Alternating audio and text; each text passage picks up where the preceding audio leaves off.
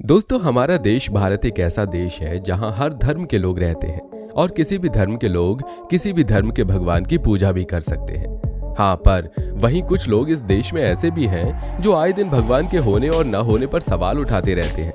अगर आपके मन में भी ऐसा कोई सवाल है तो आप इस वीडियो को अंत तक देखिए। इस वीडियो को देखने के बाद अगर आपका भगवान के प्रति भरोसा नहीं बढ़ गया तो फिर बताना। जी हाँ दोस्तों, आज हम आपको भगवान के एक ऐसे मुस्लिम भक्त के बारे में बताने वाले हैं जिसे मंदिर में आने नहीं दिया गया, तो उसने अपनी भक्ति से भगवान को ही अपने पास बुला लिया। जी हाँ दोस्तों, भगवान इस मुस्लिम भक्त के भक्ति के आगे इतने मजबूर हो गए कि वो खुद इस भक्त के पास पहुंच गए। और ऐसा कोई एक बार नहीं हुआ है, ऐसा हर साल होता है जब भगवान इस भक्त के पास दर्शन देने खुद आते हैं।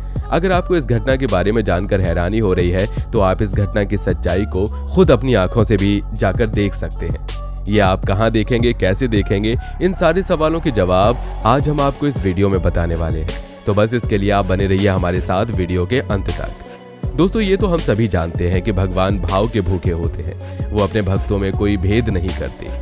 ये बात हर साल उड़ीसा के पुरी में आयोजित होने वाली जगन्नाथ जी की रथ यात्रा के दौरान देखने को मिलती है। इस रथ यात्रा के दौरान भगवान जगन्नाथ जी का रथ एक मुस्लिम की मजार पर आकर रुक जाता है। ये सिलसिला बीते कई वर्षों से चला आ रहा है। जगन्नाथ जी का रथ जिस मुसलमान भक्त की मजार पर रुकता है उनका नाम सालबेग था। यह मुस्लिम भगवान जगन्नाथ जी का अनन्य भक्त था, लेकिन मुस्लिम होने के कारण उसे कभी भी मंदिर में प्रवेश नहीं करने दिया गया। वो भगवान के दर्शन किए बिना ही दुनिया से विदा हो गया, लेकिन मरने से पहले उसने कहा था कि मेरी भक्ति सच्ची है तो प्रभु मेरी मजार पर जरूर आएंगे। और कुछ समय बाद ये बात इस तरह सच साबित हुई कि आज पूरी दुनिया इस भक्त के बारे में जानती है। ये उस समय की घटना है जब भारत पर मुगलों का शासन था। सालबेग इस्लाम धर्म को मानता था। उसकी माता हिंदू और पिता मुस्लिम थे। उनके पिता मुगल सेना में सूबेदार थे, इसलिए सालबेग भी मुगल सेना में भर्ती हो गए थे। एक बार मुगल सेना की तरफ से लड़ते हुए सालबेग बुरी तरह से घायल हो गए थे। कई हकीमों और वैद्यों से इलाज के बाद भी उनका जख्म ठीक नहीं हो पा रहा था। ऐसे में उसे मुगल सेना से भी निकाल दिया गया, जिसके बाद सालबेग काफी परेशान और हताश रहने लगा। उसकी इस हालत को देख उसकी मां ने भगवान जगन्नाथ की पूजा की और उनसे भी प्रभु की शरण में जाने को कहा। मां की बात मानकर सालबेग ने भगवान जगन्नाथ की प्रार्थना शुरू कर दी। वो दिन रात जगन्नाथ जी की पूजा अर्चना और भक्ति करने लगा। इससे उसे मानसिक शांति और जीवन जीने की शक्ति मिलने लगी। एक बार सालबेग ने सपना देखा कि जगन्नाथ जी खुद उनसे मिलने आए हैं और उसे घाव पर लगाने के लिए भभूत देते हैं। सालबेग सपने में ही उस भभूत को अपने माथे पर लगा लेता है। जब सालबेग की नींद खुलती है तब उसे एहसास होता है कि वो तो सपना देख रहा था, लेकिन जब वो अपना हाथ अपने माथे पर रखता है तो देखता है कि उसके माथे का घाव सचमुच ठीक हो चुका है। जिसके बाद भगवान की जय जयकार करता हुआ और भावों से भरा हुआ सालबेग तुरंत जगन्नाथ जी के मंदिर की तरफ उनके दर्शनों के लिए दौड़ पड़ता है। लेकिन मुस्लिम होने के कारण उसे मंदिर में प्रवेश नहीं करने दिया जाता। ऐसे में वो मंदिर के बाहर बैठकर ही प्रभु का नाम जपता है और उनका भजन लिखता है। धीरे धीरे उसका भजन अन्य भक्तों की जुबान पर भी चढ़ने लगता है। भगवान की भक्ति करते करते सालबेग की मृत्यु हो जाती है, लेकिन अपनी मृत्यु से पहले वो कहते हैं कि यदि मेरी भक्ति में सच्चाई है तो मेरे प्रभु एक दिन मेरी मजार पर जरूर आएंगे। मृत्यु के बाद सालबेग की मजार जगन्नाथ मंदिर से गुंडिचा मंदिर के रास्ते में बनाई गई। ऐसी मान्यता है कि सालबेग की मृत्यु के कुछ ही महीने बाद जब रथ यात्रा निकली तो रथ के पहिए मजार के पास जाकर थम गए। लोगों ने काफी कोशिश की, लेकिन रथ मजार के सामने से नहीं हिला। तब एक व्यक्ति ने तत्कालीन उड़ीसा के राजा से कहा कि वो भगवान के भक्त सालबेग का जयकारा लगवाएं।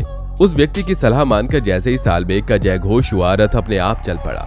ऐसी मान्यता है कि तभी से भगवान जगन्नाथ की इच्छा अनुरूप उनकी सालाना आयोजित होने वाली 3 किलोमीटर लंबी नगर यात्रा को कुछ देर के लिए उनके भक्त सालबेग की मजार पर रोका जाता है। वैसे दोस्तों, क्या आपको पता है कि हर साल भगवान जगन्नाथ जी की रथ यात्रा क्यों निकलती है? चलिए आपको इसका कारण भी बता देते हैं। पद्म पुराण के अनुसार ऐसा कहा जाता है कि भगवान जगन्नाथ की बहन ने एक बार नगर देखने की इच्छा जताई थी। तब भगवान जगन्नाथ और बलभद्र अपनी लाडली बहन सुभद्र को रथ पर बिठाकर नगर दिखाने के लिए निकल पड़े थे। तब इस दौरान वे मौसी के घर गुंडिचा भी गए और यहाँ पर 7 दिन तक ठहरे। तभी से भगवान जगन्नाथ यात्रा निकालने की परंपरा चली आ रही है। ऐसी भी मान्यता है कि मौसी के घर पर भाई बहन के साथ भगवान खूब पकवान खाते हैं और बीमार पड़ जाते हैं, जिसके बाद उनका इलाज किया जाता है और फिर वो स्वस्थ होने के बाद लोगों को दर्शन देते हैं। आपको बता दें कि पुरी के जगन्नाथ मंदिर में आज भी भगवान जगन्नाथ, बलभद्र और सुभद्रा जी की अधूरी मूर्तियों की पूजा की जाती है। भगवान की इस अधूरी मूर्ति के पीछे एक पौराणिक कथा है। दरअसल पुरी में एक इंद्रद्युम्न नाम का राजा राज करता था। एक रोज भगवान जगन्नाथ उसके सपने में आते हैं और समुद्र में बहती हुई एक लकड़ी के बारे में बताते हैं। भगवान उन्हें उस लकड़ी से उनकी मूर्ति बनाने को कहते हैं। उसके बाद राजा प्रभु की आज्ञा को मानते हुए समुद्र से बहती उन लकड़ियों को एकत्रित करते हैं और बढ़ई को मूर्ति बनाने की आज्ञा देते हैं। तभी बढ़ई के रूप में विश्वकर्मा जी राजा इंद्रद्युम्न के दरबार में आते हैं और उनके सामने शर्त रखते हैं कि वो इस मूर्ति का निर्माण दरवाजा बंद करके करेंगे और जब तक मूर्तियां बन नहीं जाती तब तक अंदर कोई प्रवेश नहीं करेगा। यदि दरवाजा पहले खुल गया तो वे मूर्ति बनाना छोड़ देंगे।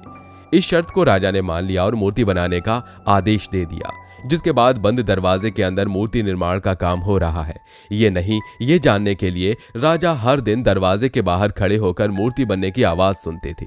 एक दिन राजा को अंदर से कोई आवाज सुनाई नहीं दी। उनको लगा कि विश्वकर्मा काम छोड़कर चले गए हैं। राजा ने दरवाजा खोल दिया और शर्त अनुसार विश्वकर्मा वहां से गायब हो गए। तब से भगवान जगन्नाथ, बलभद्र और सुभद्रा की मूर्तियां अधूरी ही रह गईं। उस दिन से आज तक यहाँ उसी अधूरी मूर्तियों की पूजा की जाती है। तो दोस्तों, ये थी भगवान जगन्नाथ जी से जुड़ा रहस्य।